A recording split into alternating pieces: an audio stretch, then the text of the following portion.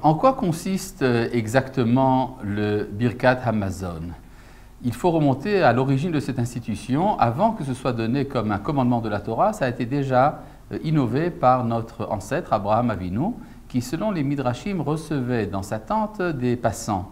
Et il leur donnait à manger, et après avoir mangé, il leur disait qu'il faut remercier la personne qui leur a donné à manger. Il voulait donc remercier Abraham, et c'est là qu'Abraham leur disait « Mais non, c'est pas moi, c'est le Créateur du monde ».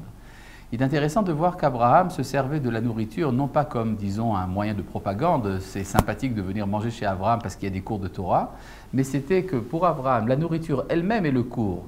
C'est-à-dire qu'Abraham nous enseignait à reconnaître le Créateur à travers le fait de manger. Pour une raison très simple, comme disait Manitou, le Rav Ashkenazi, c'est que lorsque l'on mange, on comprend que son être nous est donné de l'extérieur. C'est la condition existentielle de la créature. Je suis une créature puisque je mange.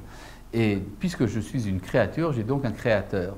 D'où le fait que la nourriture, le fait de manger est très important, comme un fondement de la foi. Comme disent toutes les mères juives, mange mon fils. Et le fait de refuser de manger est en fait une sorte de kfira, une sorte de remise en question des fondements du judaïsme, puisqu'on se prend pour un dieu puisqu'on ne veut pas manger.